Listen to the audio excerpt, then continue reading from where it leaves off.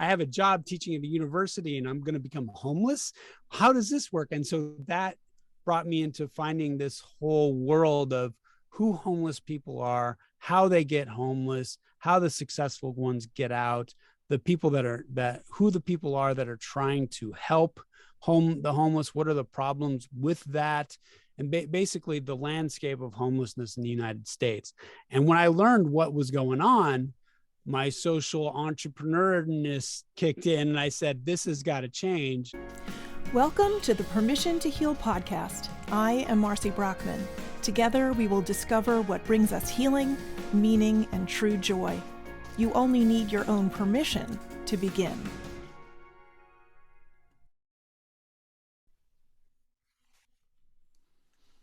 Hello, everyone, and welcome to Permission to Heal. I am Marcy Brockman, and I am, as usual, thrilled that you are here. Actually tickled pink that you're here every week with me. This week, I chat with a lovely man from California named Glen Dunzweiler. He is another multi-passionate person, multi-hyphenated person. He doesn't do just one thing. He follows his journey and the path and has a mission and seeks any avenue to accomplish it. It's quite energetic and contagious. His enthusiasm is quite contagious. Glen Dunzweiler is a filmmaker, a producer, a social entrepreneur who is on a mission to grow people into spiritual, strategic, and economic wealth one story at a time. He is a storyteller. He has a background in live entertainment and teaching at universities. In 2015, when he moved to Los Angeles to focus on the business side of entertainment, he made it his goal to get others the tools they need in order to succeed in this society that we've built. And he does this because he has seen firsthand the change in people when they recognize that they themselves have value. He wrote a book called A Degree in Homelessness, Entrepreneurial Skills for Students, that we talked about quite a bit. I think I'm going to buy for every college and high school graduate person I know. He wrote and created a documentary called Why Homeless, with a letter Y, homeless, question mark, that is featured on Amazon Prime. And he did a TEDx talk called Things I Learned from the Homeless. His other projects include a YouTube series, as if I don't know where he finds the time, a YouTube series called Skid Row Speakers, and he has a podcast called Difficult Questions with Glen Dunzweiler. He also has an upcoming music video for Ken Newman's song about homelessness called We Should Do This Again. He is, I don't know how he finds the time. And he's a motorcycle rider, and he's just really passionate about seeing each other and treating each other with kindness and allowing ourselves the permission to take care of ourselves and make sure that our needs are met while we're also being kind and helpful to other people. And who couldn't love and respect that? So this is a really energetic, fun, yet very societally mindful conversation. I hope you enjoy. Hi, I'm so excited to share with you the new Permission to Heal bookshop on bookshop.org. We all know how important it is to support our local and independent bookshops, and I've created a podcast-dedicated bookshop on bookshop.org. So just follow along with me at Permission to Heal bookshop on bookshop.org. The link will be attached to the post, and you can have access to the entire catalog of books by my expert guests. You can just click and order from the independent bookshops and support everyone. It's pretty awesome. I've also put a bookshelf with my own Permission to Land books on it, and all sorts of books for inspirational help and books that I love. So join me on bookshop.org with the bookshop, the Permission to Heal bookshop. Welcome, Glenn. How are you today? I'm doing well. Thanks for having me. It goes from really peaceful to this like big amped up energy to say hello. That's funny. That's funny. So you're in Los Angeles. It's nice and warm. Yes. And I'm in Yes. New York, and it's kind of cold and bleak and rainy. It's so gray. It looks like getting ready for a horror movie, but that's okay. Let's hope not. For sure. Let's hope not. So no you horror got, movies. Please. no, hell no. So you've got a lot of stuff going on. Yeah, I do a lot of stuff. A multi-passionate man. Yeah, the way I describe it is most people have, a family or a spouse or a soccer team or a church or whatever it is. They're multi-hyphenate in that way. Sure. And I'm a multi-hyphenate in whatever's on my website.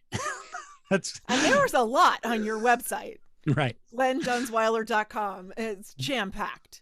So Yes. why don't you tell us, bring us into your world. Tell us stuff that you do. Sure. So I'm first and foremost a producer, filmmaker, but then a social entrepreneur as well. And what is a social entrepreneur?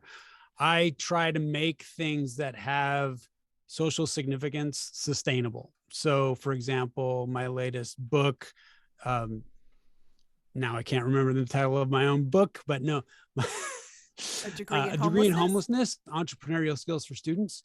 It's a way to give tools to students to prevent them from getting stuck outside of their education, because I got stuck outside of my education. I was told that the key to success with education, and then I found that I didn't have the tools to succeed after education. So I'm looking to give those tools back to students in a socially significant way, and entrepreneur, and that the book is for sale. Yes. So what kind of skills do you recommend, without giving away the whole store? What kind of skills do you recommend for students? Because I have my youngest is about to graduate from college, and she's embarking on her first forays into independent adulthood. And my oldest son is graduating with his master's and is trying to get a job as a mechanical engineer and going out on his own. So they're both apartment hunting at the same time, luckily around the same area. So they have each other. But so you're speaking to my wheelhouse here. Yeah, it's great. It's great. Yeah. The biggest thing is to realize that you have to be able to value yourself, and you have to be able to know what that number is, and that number can change. And that number is a conversation with someone that is employing you or a business that you are starting, but you have to know what you're worth. So you have some kind of idea going into a negotiation. I never was taught worth, this. you mean salary. That's where you got number. Or value in humanity. What is your place in life? How are you going to give joy to someone that will be willing to pay you for it? Right. That's kind of, because for me, money was always something that my employer never gave me enough of, which is a very limiting viewpoint, right? Yeah. You get a job, you go to school to get a job, to have someone tell you how much you're worth, right? And they just met you 20 minutes ago. Exactly. So that's the big skill. And then the other are those small business and entrepreneurial opportunities that you can look for, where you think, okay, am I selling my time? And if I'm selling my time, how much is that worth? And why is that worth? Am I creating a product and trying to scale and make passive income? Am I positioning myself to be able to pay myself first? And do I understand what paying myself first is? Funny story, I never understood what that was. My grandfather always said, pay yourself first, pay yourself first. So when I was 19, I bought a Harley Davidson, and I went to him and I said, Grandpa, I paid myself first, look. And he just shook his head. I don't think that's not what it means. And the idea of pay yourself first is you have to position yourself for the ability to survive after you can make now money. Now, what is now money? Now money is the ability for you to make money now, but your life may extend past your ability to make now money. Right. And then what? So this idea pension, of, investments, something yeah, or or other, passive income, some kind of planning something. of your life. And that plan can change, but the plan needs to be addressed and you need to start at it. I say business skills and entrepreneurial skills are like vegetables. You know, when you're 18 to 22, you can get by on fast food. You don't need vegetables, right? But when you hit about 25, you need to know what a carrot was. You need to know where to get a carrot. Right. You need to know how to cook the carrot because it will feed your soul, right? Right. And that's what I kind of setting people up, and people say, well, when should they start to learn these entrepreneurial skills? And I say, Nursery school. yeah, I mean, the sooner the better. I have a friend that had her son open up an Amazon store when he was 10. And so he was curating toys and selling them through his store on Amazon. So he got to understand what people might be looking for, what excited people, how to market that. Wow. Marketing is another skill that people have to learn. When I grew up, my dad always said, keep your head down and work hard. Let your work speak for yourself. Well, the problem is that can get you taken for granted. So I always say, keep your head up and speak for yourself. And that by keeping your head up, you're looking for opportunity. You're looking for people that might value what you have to offer. You're looking for people that you value as well. And you're building a network. And that's something that was never told to me that was very important. I didn't need to build a network. You go to school, you get work experience, you keep your head down, you work hard, and then your work will speak for itself and you will succeed. Not necessarily. It doesn't work now. Depending on what your business is, you have to create, I hate using this word, but you sort of have to create your own brand. You know, like, who are you? What do you stand for? What are your values? What are your work ethics? What kind of products or services can you produce? What are your dreams? What are your goals? You know, what can you do for my company and why should I hire you? You know, right. And you have to keep refining that or you wind up obsolete. Right. And it's taking your reality out of working for someone too, because sometimes you're going to get let go. Sometimes there's not going to be a job. I mean, we live in in a world with great opportunity, but it's very tumultuous. Yeah, very tumultuous. Can There's change the word. On a dime. So sometimes my approach is, hey, learn how to be a good employee, but also learn how to be a good small business person. Learn how to be a good entrepreneur. One of the things I say is you have to learn how to sell. Among my cohorts, we always got to say, oh, I'm not good at selling. Well, what that means is you're working for someone and you're letting them do the work of defining what your value is, right? Because at some point they have to face outward and they have a customer, whoever that customer is, and they're marketing to that customer. And by you just saying, I'm not good at selling, you're cutting yourself off and you're not opening yourself up to opportunities. You have to get good. You have to get good at expressing your value and giving people joy and really connecting with people. And that's what good salespeople do. That's not all what good salespeople do, but really that's the crux of it. You have to keep your head up. And so this book is all about that. And that's kind of one of the things that I do social entrepreneurially, neurally. The other thing is, as I'm trying to solve the homelessness conundrum in the United States. And I'm trying to hit you have a whole documentary called Why Homeless available on Amazon. Yeah. So let me take a sip of water here. Yeah, absolutely. So from what I understand, something along the lines where my notes, you bought a house in 2006. Yeah. And then somehow was job insecure or something by the time 2008 rolled around. And I'm sure as a homeowner, you were in the same bubble I was, because I bought a house. I bought the house that I'm actually in right now in 2008. And before the ink was dry on the closing contract, it wasn't even worth what I had just paid for it. Yeah. So, yeah. Yeah, exactly. Same thing. And so a big period of, holy fuck, what do I do now? Right. So that housing crisis really affected a lot of people in the country. And we got to see how the banks were working and how things how people were getting taken advantage of. And how people were being encouraged to act ignorantly, act in ignorance. And I had a huge learning curve from that and started to see, well, obvious. And I never became homeless, but I was under threat of becoming homeless. I realized that my bank said, because I was trying to negotiate, I'd got cut back at work. And I said, I'm not going to be able to make this mortgage in about 3 to 4 months. And they said, we won't even talk to you until you stop paying. So I realized that they were making me vulnerable for them to be able to foreclose on me. But that would take a few years by the time they could legally get you out of your house. Right. However, hitting the world that I bought into ignorantly, I didn't quite know that yet.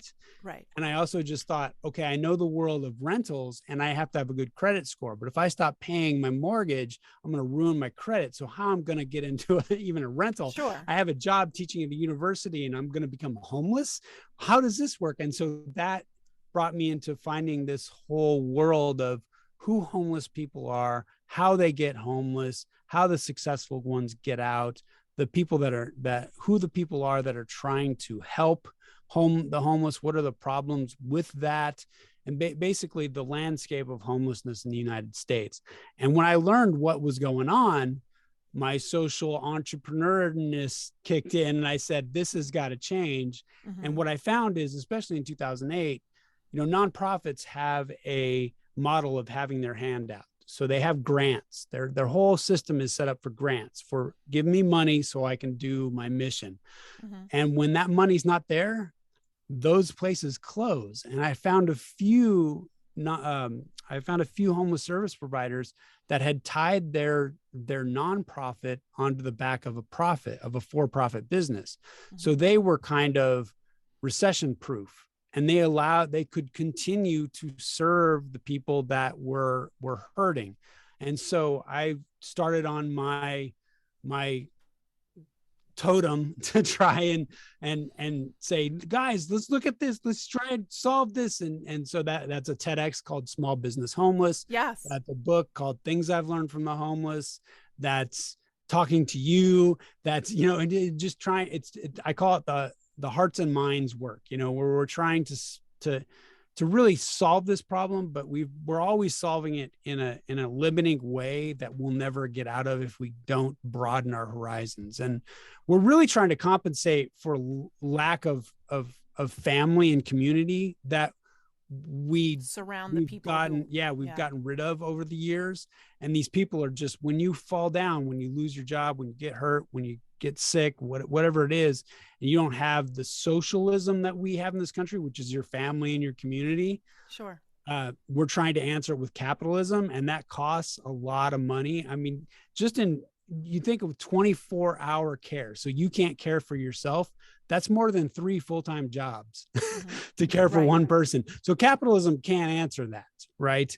And that's where we're hitting. We're spending a lot of money and not getting a lot of return on our investment, and it's frustrating us. And it's been frustrating us. And so I'm trying to change the models, change the hearts and minds, the viewpoints of who homeless people are, how they get there, and really tell those stories. I say I'm trying to grow people into wealth one story at a time. And if growing people into wealth means I get to touch a person that has resources, to not look at a homeless person as, let's say, a throwaway person, and so they reach out, well, I'm growing someone into wealth by affecting that story. If I give people entrepreneurial skills that allow them to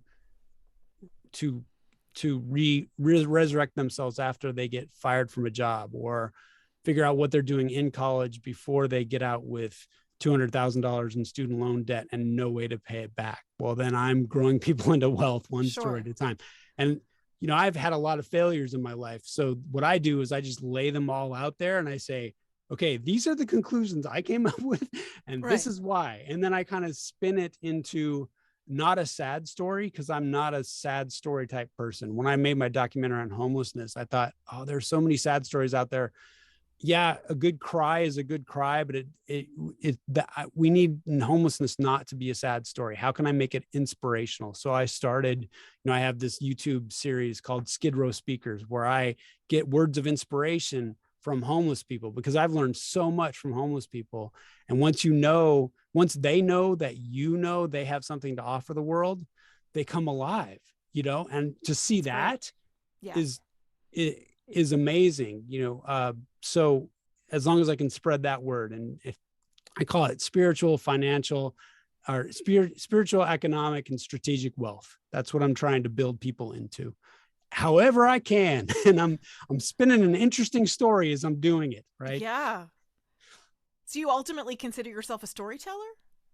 Yeah, that's it really, I've learned, so I have a background in production and entertainment production. So however I need to tell, however I can best tell the story I'm trying to tell. So if that comes out in a book, if that comes out in a TEDx talk, if that comes out in an 8-minute story that I'm telling at a storytelling event, if that comes out in a feature-length film, if that comes out in film short, if that comes out in an Instagram post, right? Right. That's what You're going to use all the vehicles possible to those, get the message out. those are my storytelling tools and my technical tools to be able to get that message across to people, or try to get that message across to people.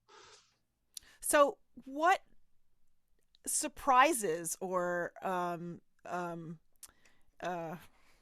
guess that the word is surprises. What surprises did you learn from creating this documentary, this Why Homeless documentary? What did you learn that you didn't think you would learn?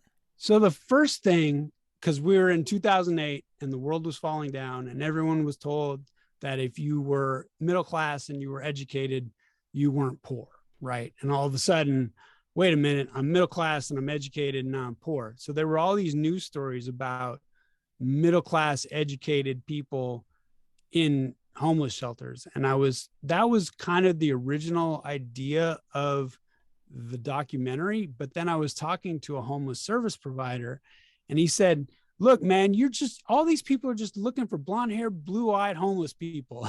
It's like, that's all they want, because that's the story. He said, look, man, homelessness isn't a class, because he said one thing to me that just blew my mind. He said, how much money does a child make? How can a child be middle class? Right. Just based on family. Yeah. And so if that child doesn't have a family, what class is that child, right? Yeah. Yeah. And that's what we're running into. And the surprising part for me, it was all of the logical conundrums that we have. I'm going to use my hands now. The logical conundrums that we build ourselves in this society, where, for example, this is the one that I always just really blew me away, is you have what I call bleeding heart liberal moms that care for the world, and we should help. We should always help.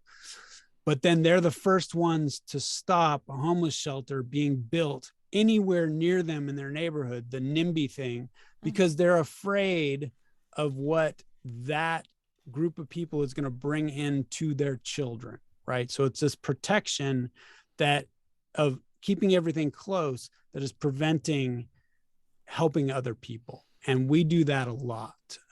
And we build these ideals in our heads about solving homelessness where they can't logically play out. We want someone else in Los Angeles, we spent all of this money and taxpayer money to develop shelters, but all of the money went into planning and development because we want someone else to do it. Well, as long as you get someone else to do it, you have to pay that person. They're not going to do it for free. So the money you gave to help the homeless goes to pay the people helping the homeless, and by the time the money they're set up to help the homeless, they don't have any money left to help the homeless. So we do that a lot. And the reason we do that is because homeless are scary, homeless are dirty, homeless are throwaway people, yet we don't admit they're throwaway people, but in the back of our mind, we think they're a lost cause, or I don't want them anywhere near me, right? And so we have to build this caring barrier between the good public and the bad homeless to protect us, but to help.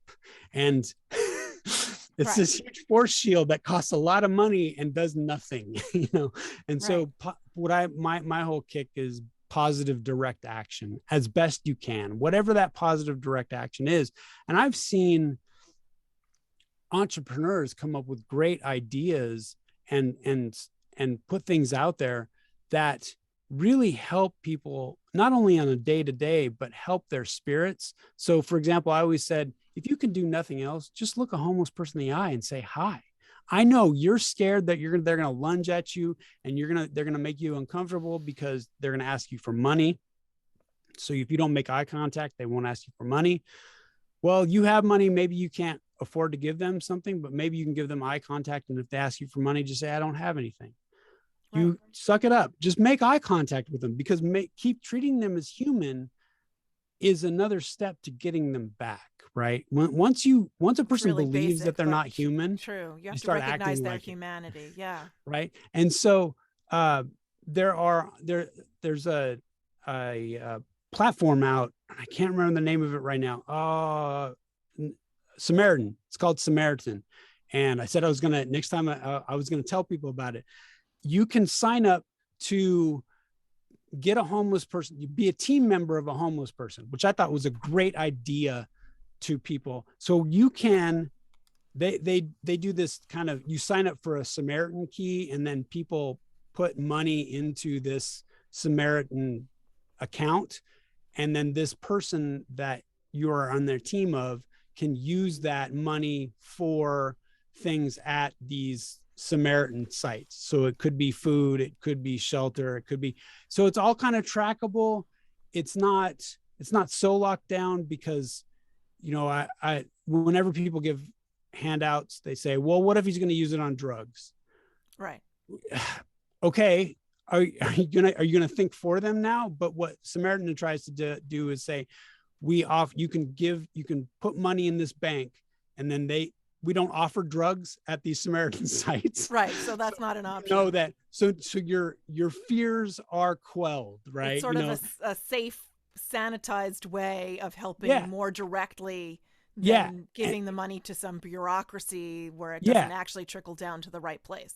Yeah. And so things like that are really thinking about positive direct action and really cutting out the middleman as much as they can, and getting really great support to people directly, there are solutions. I mean, Samaritan is one of them. And so I'm a proponent of trying to curate all of those and tell people about all of those, and get people excited about thinking about how they can help with whatever resources they have and however comfortable they feel. You know, again, people say, well, what if you aren't comfortable giving money? Don't give money then. I mean, you have to care about you most, right? Right. And unless you were prepared. So when I give money, one, I pay for inspirational stories. So I'm changing the dynamic. I'm not giving them anything. I'm paying them for a story that I can record. So when they ask me money, I say, do you have an inspirational story? And then I get my camera out and I record their inspirational story and I pay them. But if I don't have the cash with me, or if I have to dig for the cash, if I have to give them an opportunity, if I'm going to give them an opportunity to take advantage of me, maybe following some bad habits that they have, or just the opportunity is too great, then I'm not going to do it. Right. If I'm not in a secure position, then no. But I'm going to make eye contact, and I'm going to let that person know that they're a human. Now, I'm also at an advantage. I'm 6'2". I look like this. So, you know, the You're fear, male. Right. Yeah. I mean, and sometimes the fear thing is, hey, you got to do you. If you just want to watch out for yourself, that's fine. Try to make eye contact. You know, at least try to get that energy force up that says, don't mess with me. I had one guy, he was bigger than I was. He came up and he said, hey man, you got $5? And I said, no, I don't. And because I look the way I do, he looked at me, he said, what are you on, drugs? And it's a hard life, you know, he's running into people out there. I look like I should have an extra $5 for a guy, but I didn't have any cash on me. So many of us don't have cash. I don't walk around with cash most of the time. Yeah. And I'm certainly not giving them my ATM card, you know? Yeah. Yeah. And that's the thing, you know, so now you have this other thing in your wallet and you say, I don't have any cash, but have you heard of Samaritan? Right. Mm-hmm. So now you have a solution for them that may be accessible. And I think they're definitely in Los Angeles. They're definitely in Seattle. I think they're in New York. They're adding cities all the time. So it's one of these things where, hey, maybe I can't give you cash, but I can get you hooked into this organization that gets you the money you need for the cigarettes that you want, right? Because, I mean, I guess someone could say, I'm not going to buy you cigarettes because that's a bad habit. But okay, are we going to say if you have to make a certain amount of money to have a bad habit that is socially acceptable to some ridiculous. People? Right. But we do. That's our gut level reaction. Where, if you can make money, if you can make enough money, you can do whatever you want. That's why, celebrities have addiction problems because they can just pay for it right? Until they fall down, until they can't. But then if you don't have money, then we want to put limiting activities on you. So long-winded answer there I had. That's okay. I'm very interested. So your experience, your experience taught you that a lot of, or many of our stereotypes about homeless people are wrong. Am I getting that wrong? Am I misunderstanding?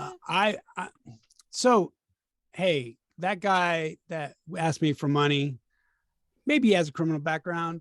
Maybe he's been, maybe he's a scary dude. That woman on the street that is, has a cardboard sign out. Maybe she has messed up her life. I don't know. Right. What my goal is to really focus on the solutions and to keep a positive spin on the solutions. Does that make sense? Yeah. Because what we do, we throw a whole bunch of roadblocks in front of us to tell ourselves why we can't help. And I'm trying to knock those roadblocks down. So any opportunity I can get, instead of telling you your stereotypes are wrong, I'm going to tell you, hey, do you really want to concern yourself with those stereotypes? Because they're not going to get us anywhere. Right. That Charlie on your street corner is still going to be on your street corner. It doesn't matter what his background is. Right. So whether he has mental illness in his background or he has a PhD he's not using is irrelevant. Yeah. There was I worked with a guy where you notice that occasionally homeless people get famous and get a second chance because they're a great performer. They have a great voice. Remember the guy with the golden voice? Or there was a violinist in LA about 3 years ago that someone saw at a train station and filmed her. And, she had been a certain caliber of performer. And so they were trying to get her back. It's like, well, if you're down and out, do you have to have that amazing skill to fall back on to get help? Right, to get help. Right, exactly. I mean, because that's what we do. And it's all marketing, right? It goes back to talking about your brand. Right. And people, what I tell people is you have to take control of your brand before someone else does for you. And what really taught me that was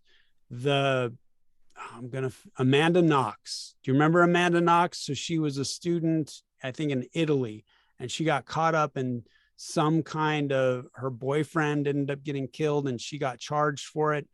Yikes. But the Italians wanted her to be guilty. The Americans did not want her to be guilty. So for a while, she was absolutely innocent in Americans' eyes. She was absolutely guilty in Italians' eyes. And then it kind of flip-flopped for a while.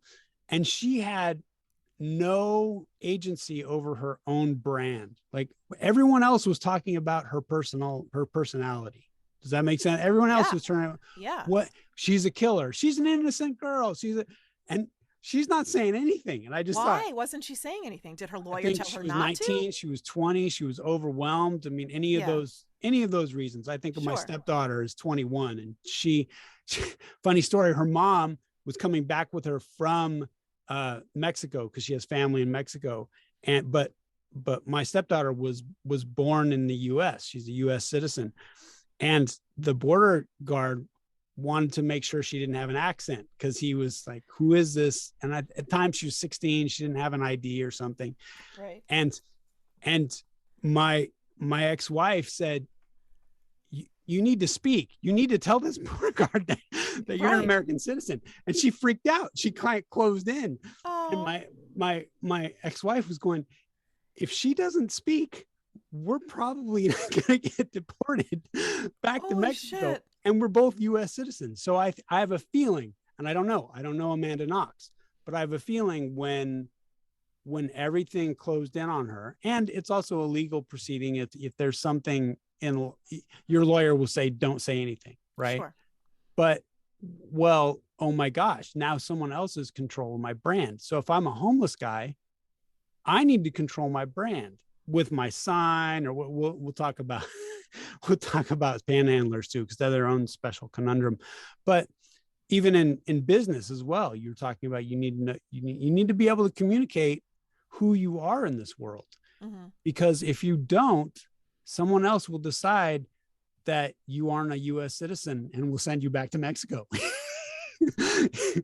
You know, or somewhere else, or not give you the job, or whatever else is on the line. My stepdaughter, yeah.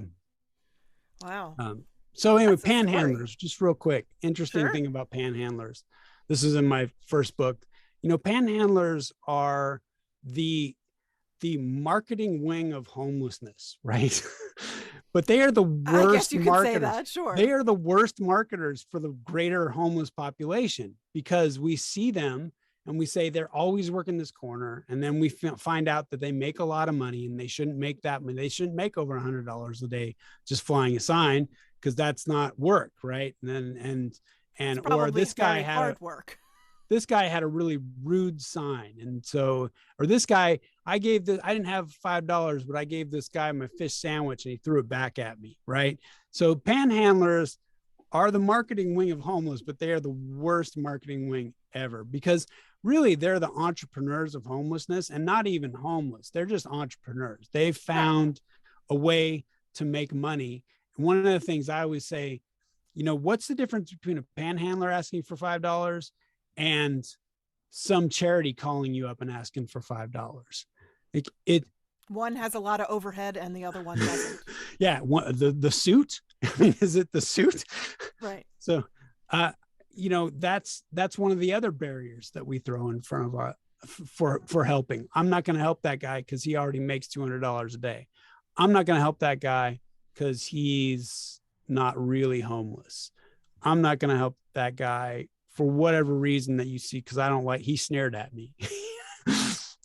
And so, would you include the people who try to peddle small wares at bottlenecks in traffic flow? They kind of walk through the traffic before it moves, and they try to sell whatever it is they're selling, a deck of cards, flashlights. Well, I mean, that's just street commerce. That's just poverty, right? And here in Los Angeles, stereotypically a lot of them are Hispanic, mm-hmm. and they're just supporting a household however they can. The one thing that I noticed, this is an interesting fact, not fact, it's a hypothesis that I have. So when I've done all of my talking to homelessness, this is including the documentary, every major region of the United States, homeless people were either Black or they're white. There were very few Asian homeless, and there were very few Hispanic homeless. And the reason, I think, this is my hypothesis, because my ex-wife was of Hispanic origin. When her family would come to visit, it was an insult if they all didn't crowd into our 1,250 square foot house, mm-hmm. right? They all this is family. Right. And there's no Don't make them stay at a hotel. Yeah. When my parents came to visit, they got a hotel. We didn't, we have a spare bed. No. We'll get so there's this great American thing of when you're 18, get out, make your own. And the only Hispanic and Asian homeless that I ran into were ones that had been, their family was Americanized enough. They also had that value. So when you look at the people that are doing poverty commerce on the street, because they can't afford a storefront, so they're just selling stuff, they're buying stuff and selling it, right? For convenience, giving you a convenience charge, a convenience upcharge, Valentine's Day flowers. Right. You don't have Exactly. right? They're the ones that are in cash only. They don't have a bank account. They may be legal here. They may not be legal here. But I have a friend that grew up in the South Side of Chicago, Black American, but he didn't know what a bank account was until he moved to Tacoma with his girlfriend, because his girlfriend was in the military. He's like, what's a bank account? Really? And this is in the 90s. So not in the 90s, in the early 2000s. So, there's this whole other idea of what we think America is, or what we think society is in the greater media, in the greater middle class media. We think society is one thing. And what I found out through Homeless, through talking to my friend from Chicago, there's this whole other economy that is underneath. And it's not necessarily a criminal economy. It is sometimes, but it's this economy that no one ever brings out and talks about or addresses, because it's kind of dirty. It's kind of not easily handleable. I was talking to a guy that ran a boys home, boys betterment program in Memphis. In Memphis. And he was telling these kids, these 16-year-old kids, about investments and about savings and about other what else was a pension, things like that. And this kid raised his hand. He said, why you want me to live like a white person? Wow. And the guy just went, what? Whoa. So there's finance is not racially specific. So there's this whole societal outlook that is someone's reality, and they see the stuff that like the NASDAQ and the stocks and bonds and whatever it is, the news stations that they're seeing, and they see that that's not for them.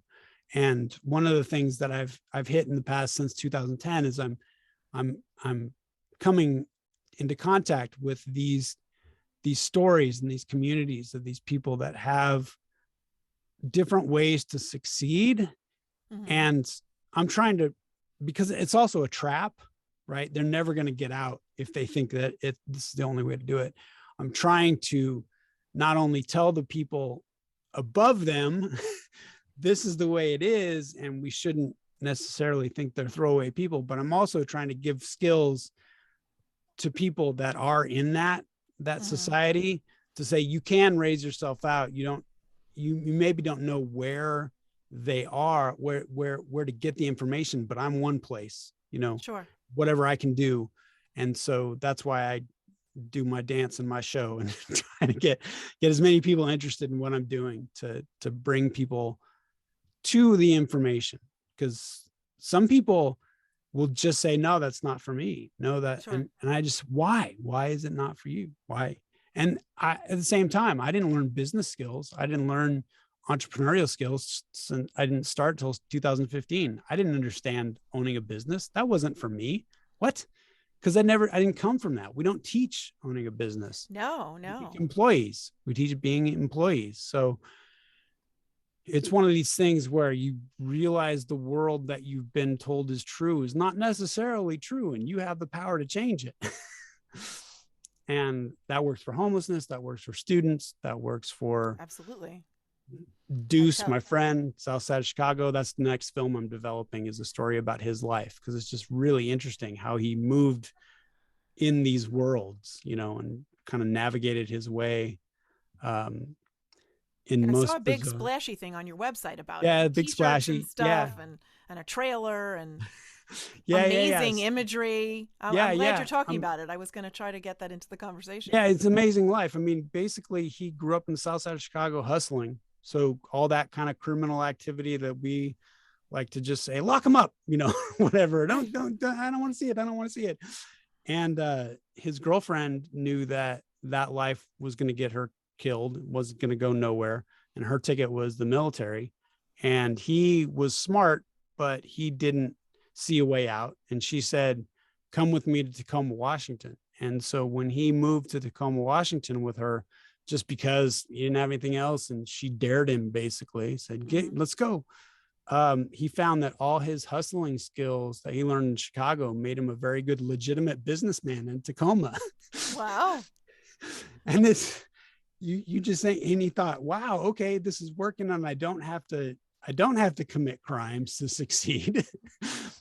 Now, what do I do with my life? Right. And so those stories are just so intriguing to me, And it's probably, not that unique.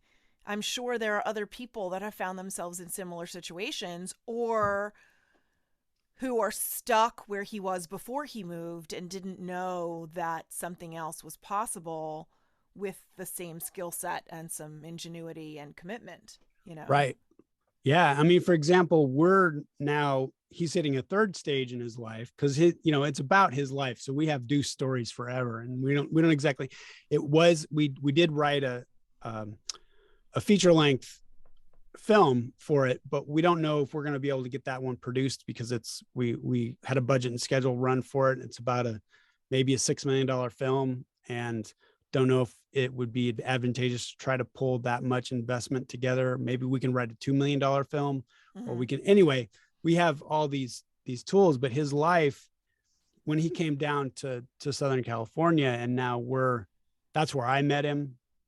And now we're kind of doing this film thing. He's of the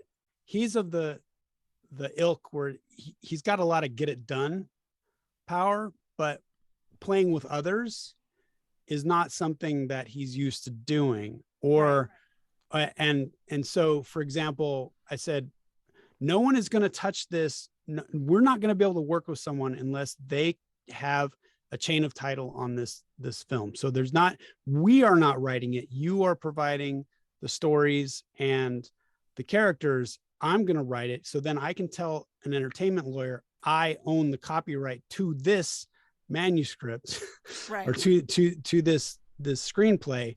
So then investors will be interested, because the more, it's like a rock band, the more members you have in the rock band, the messier it gets, and the more risk the investors are taking. So they're trying to narrow the risk. Sure. And at the same time, I'm also talking to him about contracts that we need to have set up going into these meetings.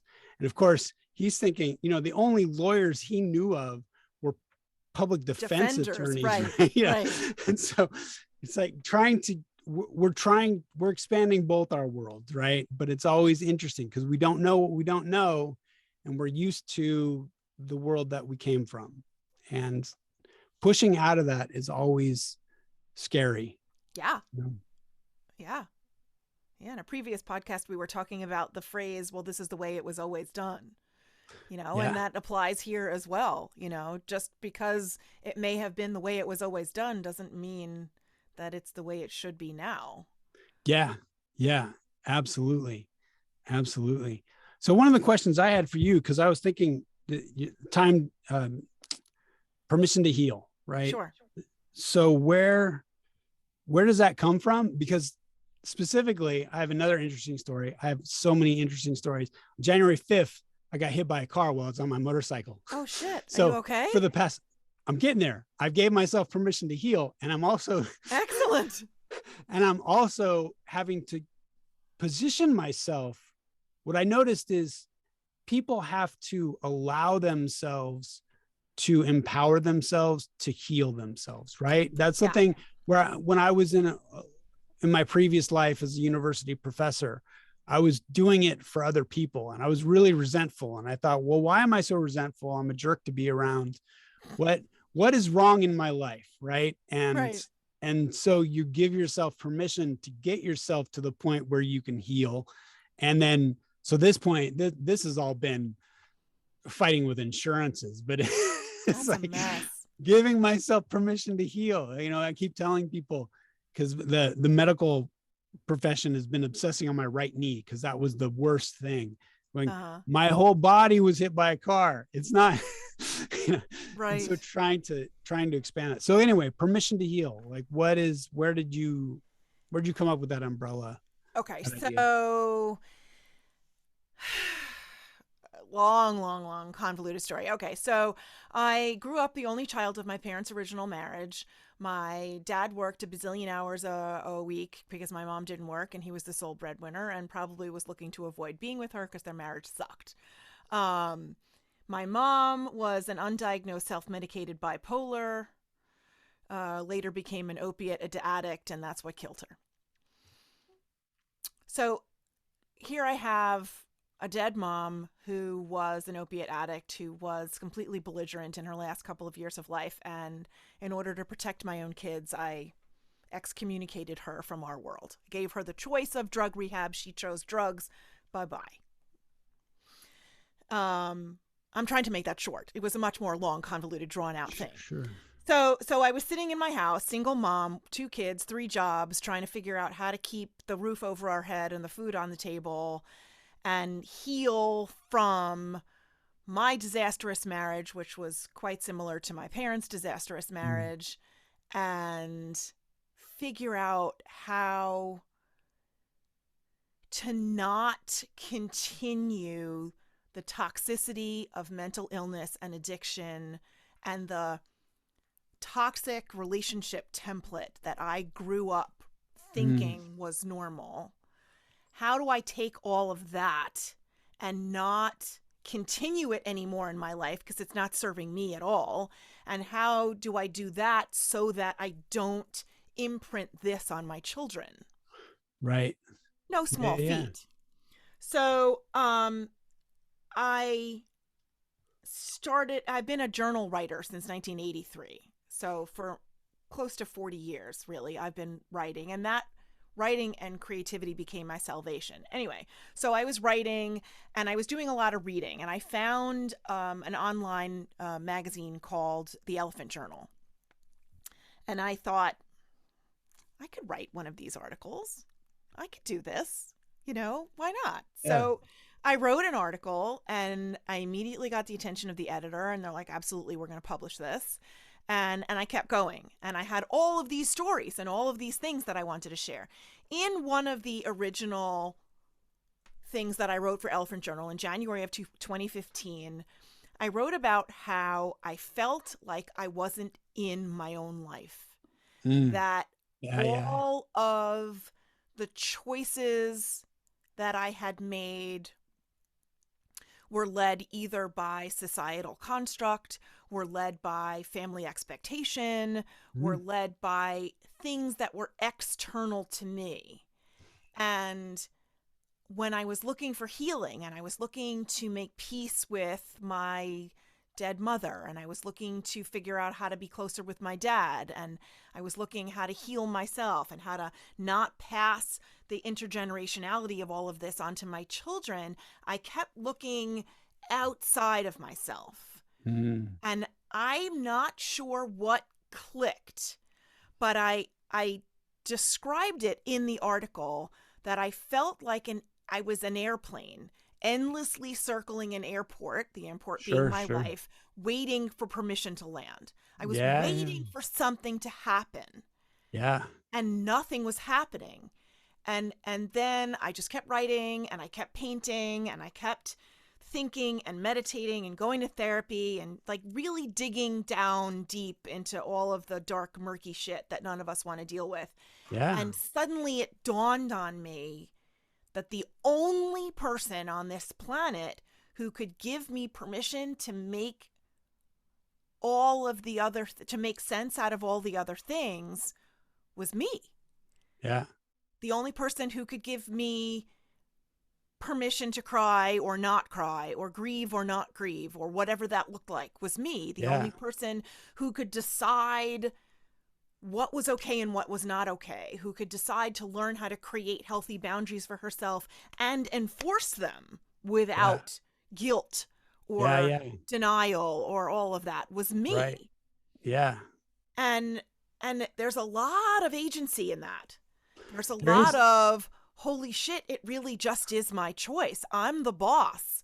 I have to stop being the supporting actress in my life and be the goddamn leading lady in my life, you know?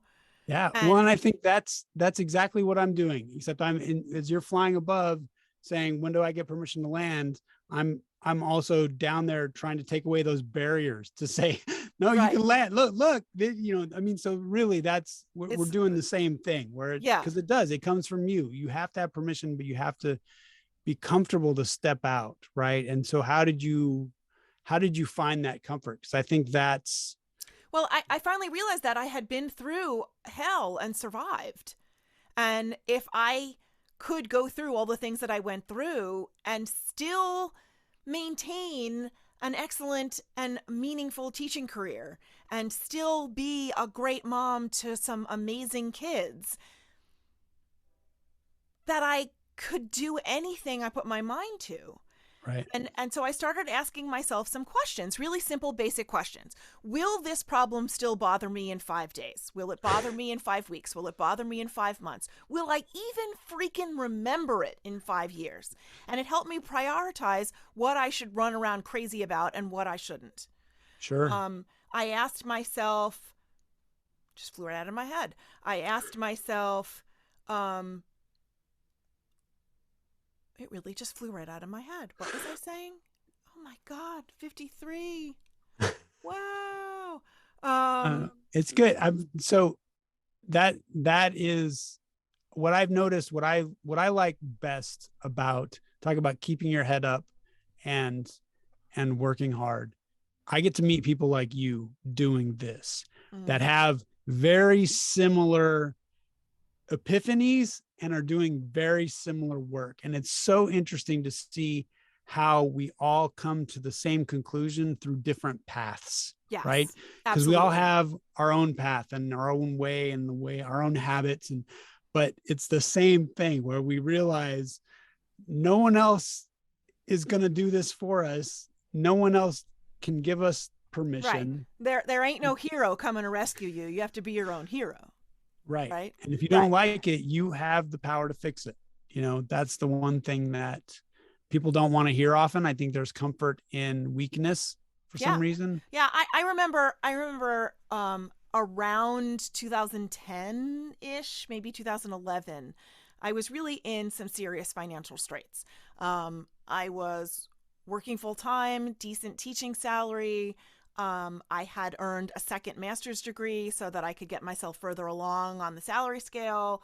I have some money invested, but that's long term. But I had this home that I was raising my 2 young children in that was worth much less than I owed the mortgage company. Right. And I was writing and trying to sell writing. I was creating teaching materials and selling that to other teachers on websites. I was like doing every possible thing. I was teaching as an adjunct professor online, which I could do while my kids were home and I didn't have to commute anywhere. Like I was trying to burn the candles at all of the different potential ends just to try to make my freaking housing payments every day.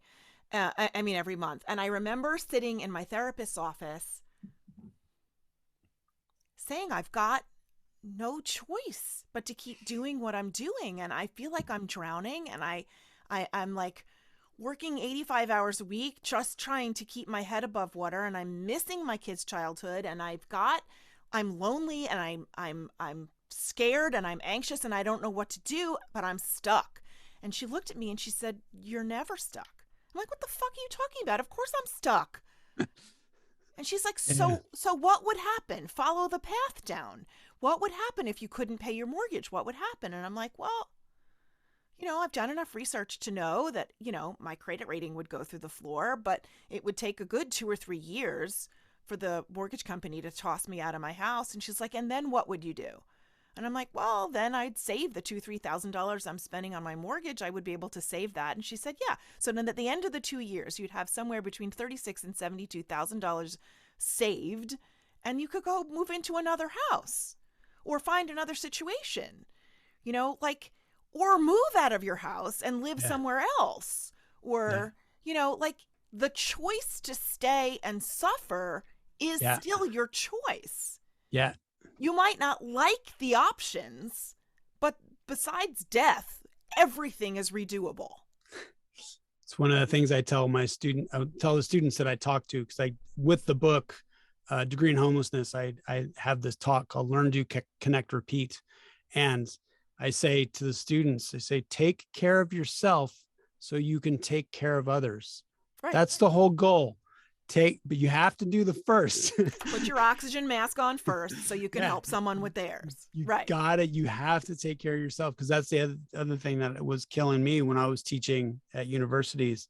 I was just always at work and always miserable and I found myself stuck. Same thing where you're like, why am I stuck? What is this?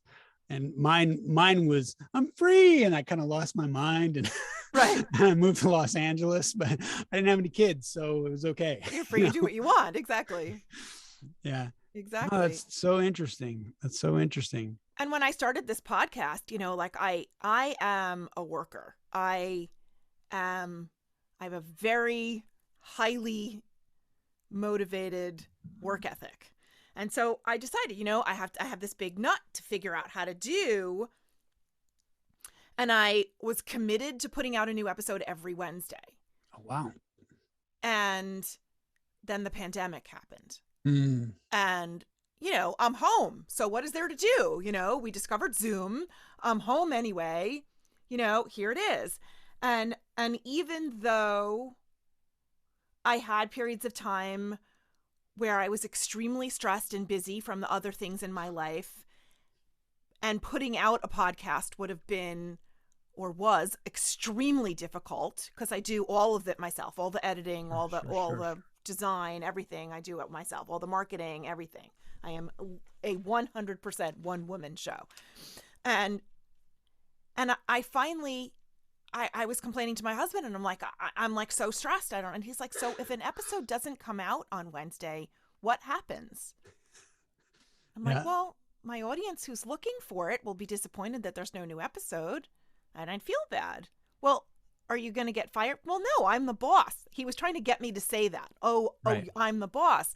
And then I had this like lightning bolt epiphany. And I was like, yeah, fuck it. I'm the boss. If I don't want to put an episode out because I'm too strung out, then I'll just say on social media, I'm too strung out this week. I can't quite do it. But next week, we've got this really right. There's a way to spin that. You know, at the end of the year, I wanted to take 6 weeks off for the December holidays and New Year's and give myself some time. My kids at college were going to be home and to visit and hang out and sleep and rest. And so I just decided I'm taking a 6-week hiatus. See you January 12th. Nice. Did anyone care? No. Did I lose any audience members? No. Nice. Did the world fall out of orbit and the earth swallow me up whole? No. Right. Yeah.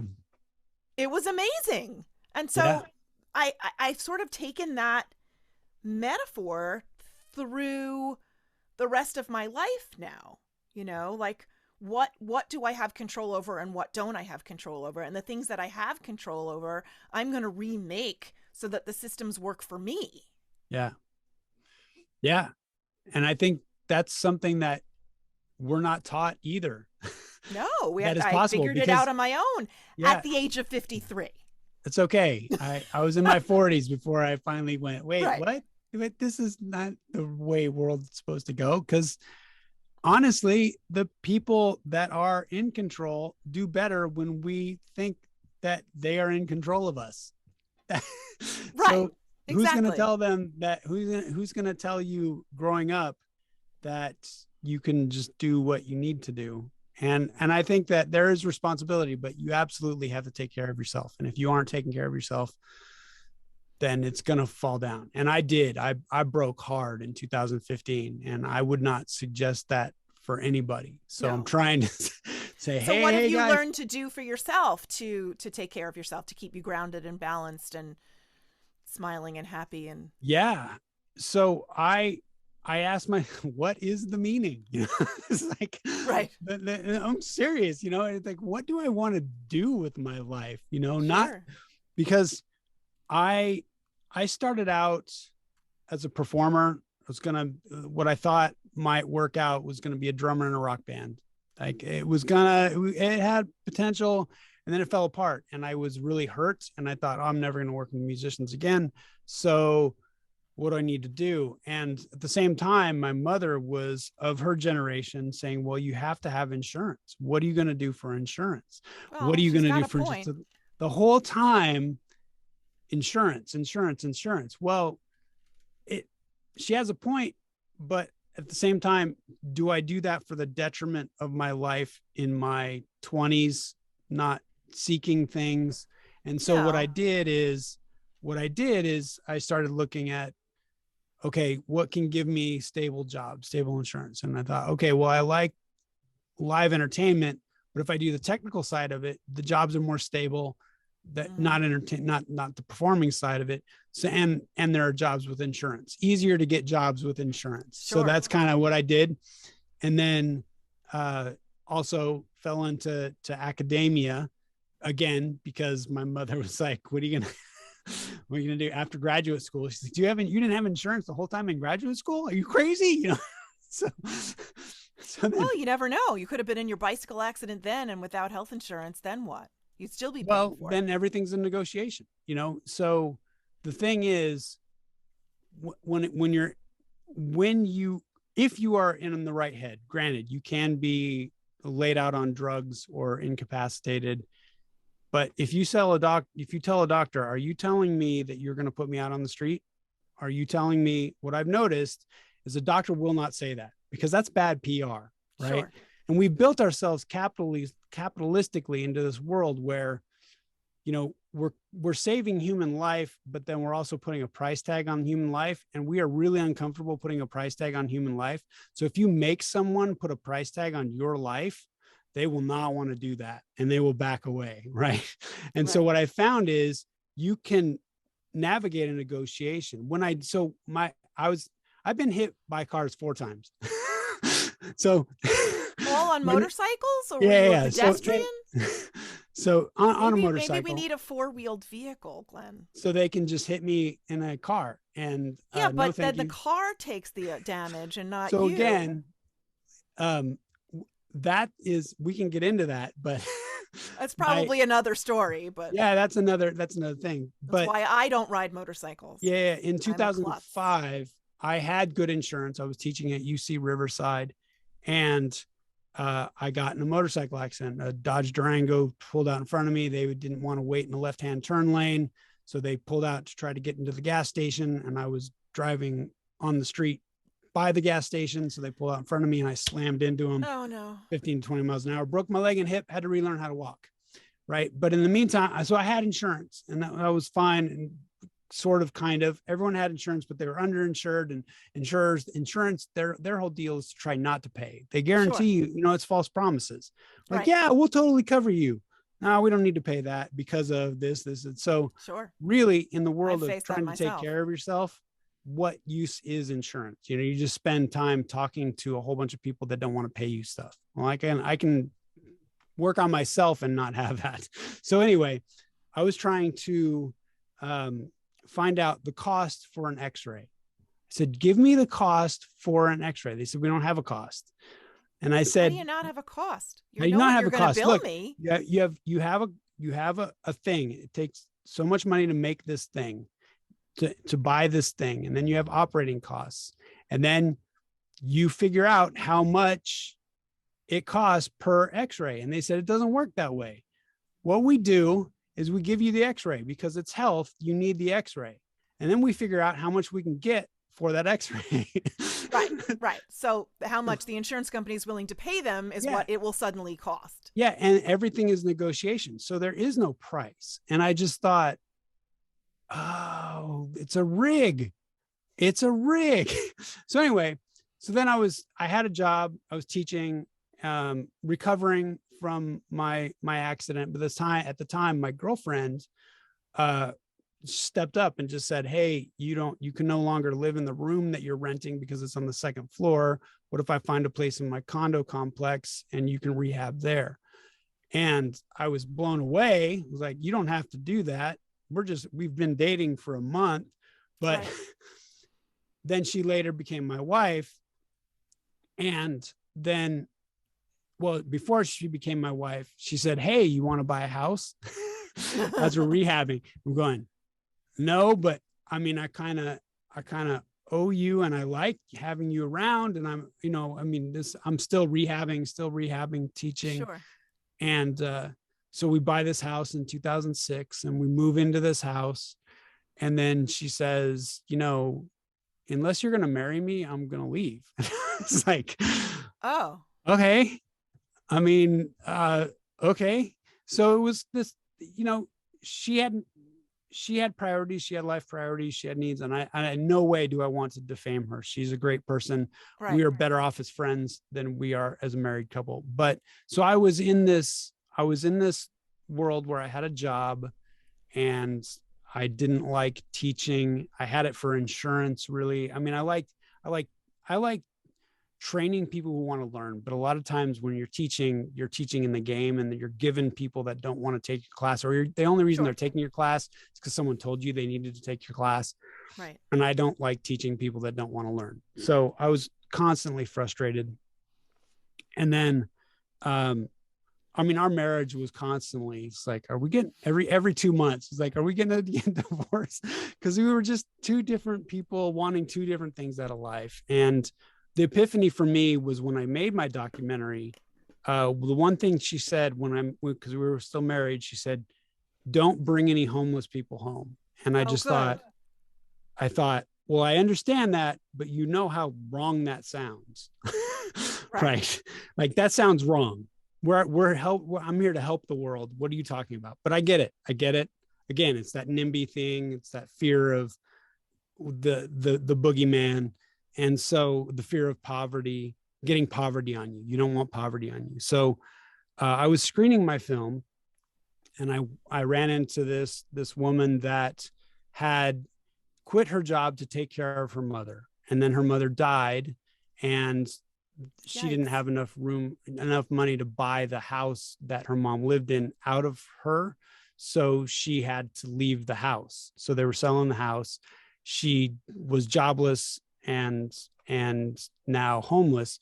So I met her. She was applying to get into the shelter I was screening at. And we just connected. Like, she was an older woman. She had a musical ministry, and she was just an amazing person. And she was sleeping behind the grocery store, the local grocery store. And after talking to her for about 40 minutes, I just thought, I can't let her sleep behind the grocery store. So I called my wife, and we negotiated that she came to sleep in our house for 2 or 3 nights before I got her into a shelter. And then I got her a bus pass, and I got her phone minutes. And so she was able to go in the shelter. She was able to call for jobs and go to those job interviews, and she got a job. And then she had the stability of staying in the shelter, and she had this job. But then the shelter was you could only stay there for 3 months. And then, because that's the way we run, regardless of life circumstance, whatever. So you're telling me you're going to throw this woman back into chaos, and she has a job, but now she has no place to stay, to getting out on her own. Yeah. And now you're going to pull the rug out from under. Yeah. So then I went back. Sorry, I have a bug in front of my camera. Sorry if that looks funny. Anyway, I didn't even notice. I went back to my wife, and I said, we come on. She needs a place. She's like, getting out. We are doing a good thing. We're getting someone out of homelessness. And my wife again agreed. But what I found is, after a while, she was jealous of the attention that I was giving to this homeless person. And I just thought, okay, I have to make a choice. I have to, and it was a mutual choice, because she's got tired of me too, right? I mean, I was so focused on stuff outwards. She wanted to focus on the life with her, and we were just always at it. So basically lost the house in 2012, finally had to short sell it, because it was worth, we bought it at $395 and it was worth $180 when we short sold it. Yikes, that's huge. Yeah. So it was never going to be any, I didn't want to live in Riverside. So we got out of that house, we got out of the marriage, and then I got out of the job, and I said, all right, I'm going I have this documentary and I have no idea how to get distribution for it. So I have to go figure this out. I'm going to move to Los Angeles and I'm going to figure it out. And so that was in 2015. And it was just ever since 2015, it's been, what do I do? What am I doing and why? What do I want out of this life? Because I'm now 48. It's like, I don't know how many years. And if I keep getting hit by cars, I don't know. You never know. So right. I might as well enjoy what I'm doing right now. And exactly. To bring it back around to this conversation, I highly enjoy this conversation. So thank you so much. Oh, you're welcome. Me too. So I know I'm doing the right thing. Yeah. Yeah. The universe keeps telling me I'm on the right path. And when I question it, I get a sign or something happens and I'm reminded I'm on the right path. So it's a good thing. Yeah, absolutely. So good thing. So before we wrap this up, let's do the 7 quick questions and sure. then we'll see where we go from there. Okay? You ready? Yes. Okay. Yes. What 6 words would you use to describe yourself? Oh man. Direct, positive, action. I like those 3 words. Okay.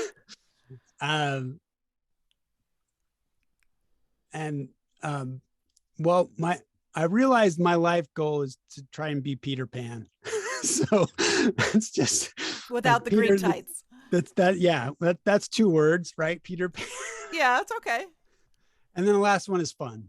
I mean, it's got to be fun. Those all fit, and I've only known you for about an hour, so yeah. What is your favorite way to spend a day? So people say, Glenn, do you even know how to have fun? And no, I don't. So my favorite way to spend the day is connecting with people and really just learning from people. The thing, I'll tell you what, my most favorite thing that I love doing is seeing a person come alive when I let them know that I know they have something to give the world, and then they give it. Yeah. And they come alive like that. That's my drug. That's electric. Yeah. Yeah. I'm a public high school English teacher, and I have been for 27 years. So I get that on a cellular level. Yeah. That's huge. Yeah. What's your favorite childhood memory?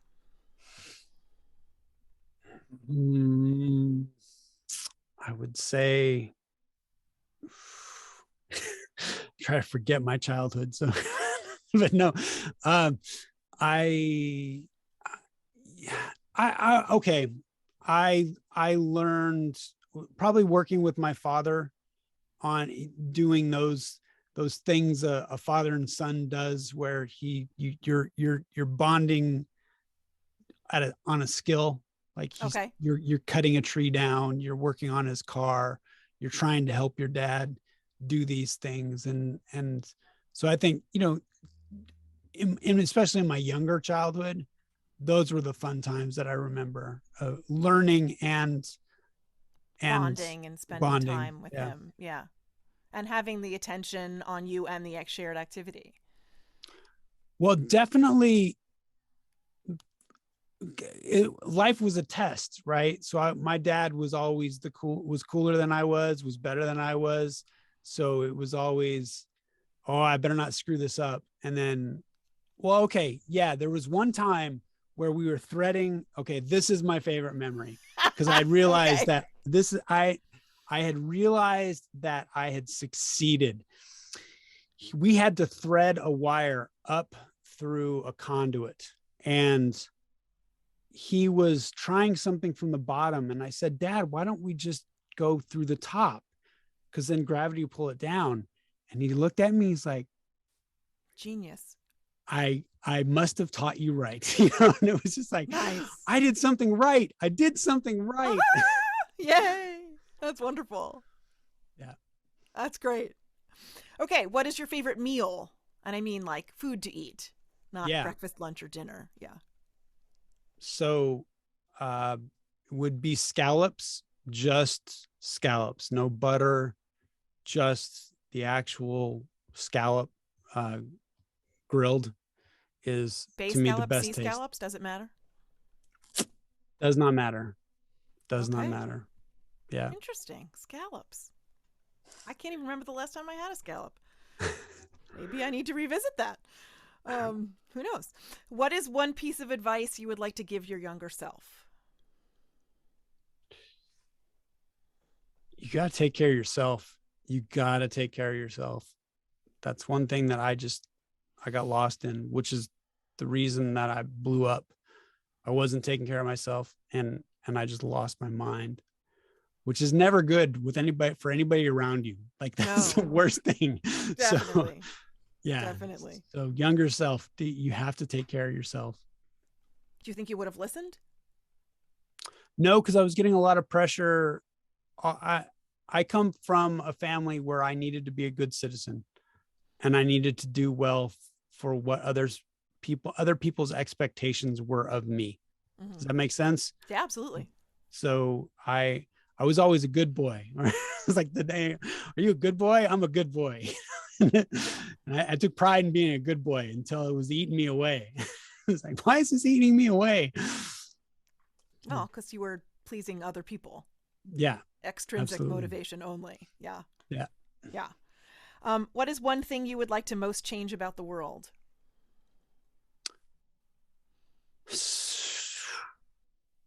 I would love it if we could enjoy being kind to one another. I think that we enjoy being mean to people, being mean to each other a lot more than we should. I don't understand that, actually. But it comes out. You see it, right? I mean, see it everywhere, and I don't understand where that comes from. That vitriol, that anger, that hatred, because that never made me feel good. Did it make you feel good? Absolutely not. I don't understand. Yeah. I don't understand why anybody would expend any energy doing something that they know was going to make someone else miserable. Yeah. Even if that person had just finished wronging you, like, just freaking let it go. Don't play down to their level. My landlady would say that person doesn't love themselves. Okay.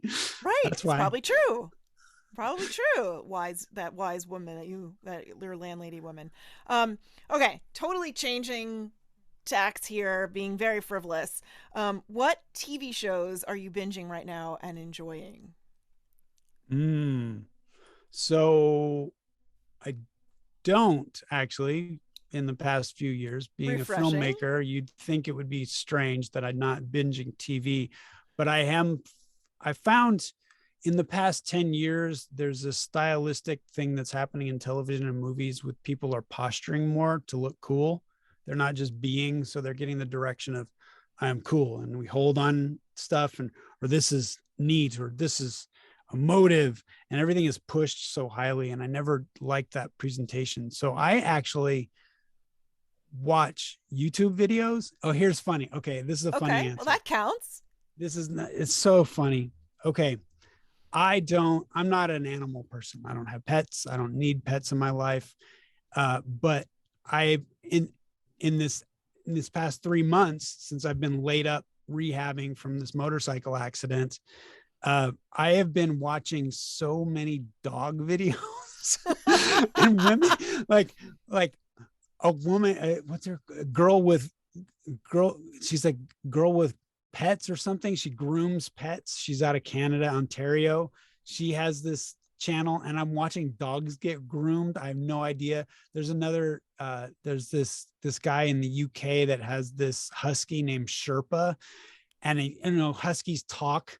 And so I'm just watching these dog videos, and I'm thinking, I must be missing something in my life. I need some kind of companionship somehow. And this must be the way my world is telling me. Well, they're all pleasant and happy, and Yeah. they don't ruffle any feathers or fur, as it may be, Yeah. Yeah. I know that when I'm disgruntled or I'm not in a good headspace, and I can't seem to figure out how to get there myself in the moment, a good streaming of cat videos will do it for me. I go on Instagram Reels and and look at all these cute cats. Oh, they're so cute. And then suddenly I'm in a better mood. Yeah. That must be it. It's the thing. I don't know. Yeah. Very cool. If only cat and dog videos could cure all of the problems of the world. That would be Well, great. to cat and dog people, they can. Yes, definitely. Definitely. Well, Glenn, this was so much fun. Thank you so Yeah, much for being here. This was really absolutely. great. I honestly don't want this to end. So thank you very much. This has Oh, you're been very very, welcome. very good for me. You're very Lots of welcome. endorphins. Thank you so much. Oh, so wonderful. I'm so pleased. So I'm going to link in the show notes all the different ways that people can contact you, your TEDx talk and your book and, your website and all that other stuff. Yeah. And your documentary and, all things Glen Dunzweiler. Yes, Yeah. absolutely. And I always say, if you can spell my last name, you can find me. Absolutely. So if the listeners are not driving, they can scroll down and all the links will be there. If you are driving, please wait till you get home.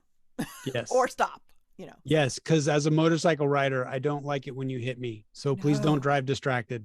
No. There were a few years back 6, 7, 8 years ago. I think I went through 3 years and every 6 months I was getting hit. I was driving a car, so I wasn't really that physically hurt. A few injuries here and there, but my cars kept getting totaled by people who were not paying attention. Yeah. They were texting while they were driving. They were reaching down onto the floor of the passenger seat so that they couldn't even see where they were going. And oops, the traffic stopped. Yeah. Over and over and over again. Yes. Not paying attention where there's a stop sign and I'm stopped and they're not looking that there's a stop sign ahead of them and they're looking over. But no, pay freaking attention to what's in front of you. Oh, I'm sorry I hit you. Well, yeah, you ripped off the bumper of my car, hurt my neck. Like, are you kidding me? Yeah. It was like every 6 months I was in the wrong place at the wrong time. Wow. Yeah. Yeah. Fortunately, it hasn't been every 6 months for me because I don't think I would be nearly it was on a motorcycle. I don't think I'd be alive. The insurance company is like, what the hell is wrong with you? Yeah. It's a cultural thing. I didn't do thing. anything. I was like not at fault for any of them. Yeah, same here. I mean, I was stopped in my lane in a left-hand turn lane this last time and waiting for a green light, and a lady had a left-hand turn lane and she turned left too tight into my lane. And so she just flipped me bull riding style. I was ragdolled and landed on my bike. It's just a cultural thing where we sell cars for all of the things you can do in the car except drive. Right. Too many bells and whistles. There's too many things. Yeah. I have a Toyota RAV4 that I love. And the reason that I love this car is because it is the most comfortable driver's seat for my body. My lumbar support's there. The headrest is in exactly the right position. I like the way the controls are laid out. I don't know what half the shit does. And I've had the car for 4 years. And I don't even care. I know it can do like 1,000 more things than I ask it to do. But what do I need those things for? Right. I don't. Right. Correct. You do not. And I personally, as a motorcycle rider, thank you from the bottom of my heart.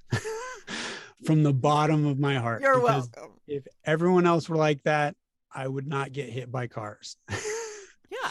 Set the shit up beforehand. My dad, when I first started driving way back in the day, my dad said that before I would back out of the driveway in any sort of car that I was ever in, I needed to memorize where the controls were so that I could reach them without looking for them.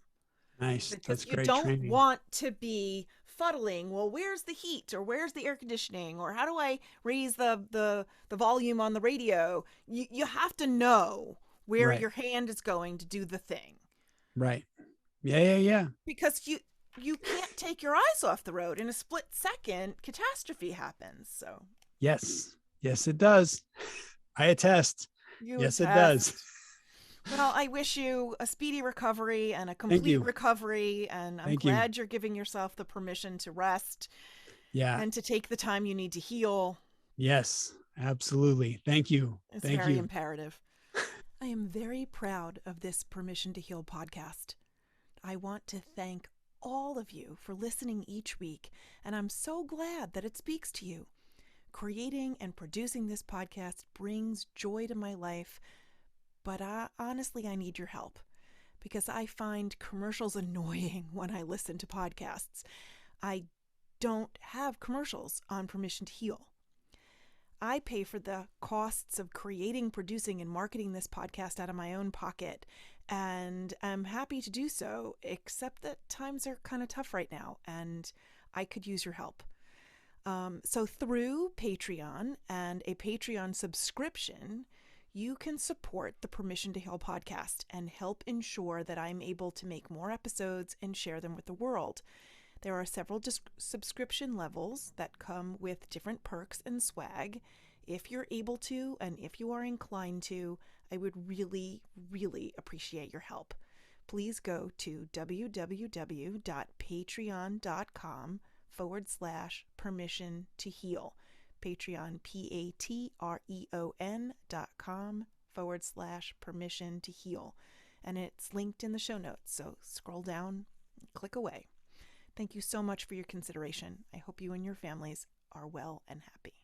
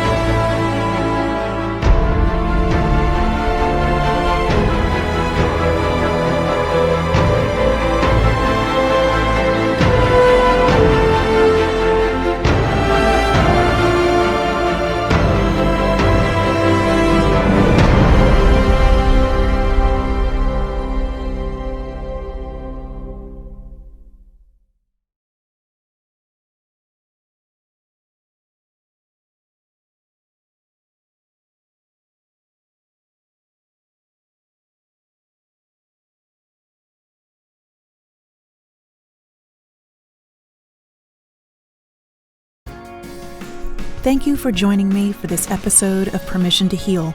I hope you found it moving and inspirational. Please remember, you don't need anyone else's permission to trust and follow your heart. You have the power within you. Subscribe to Permission to Heal so you don't miss any new episodes, and please share this with your friends.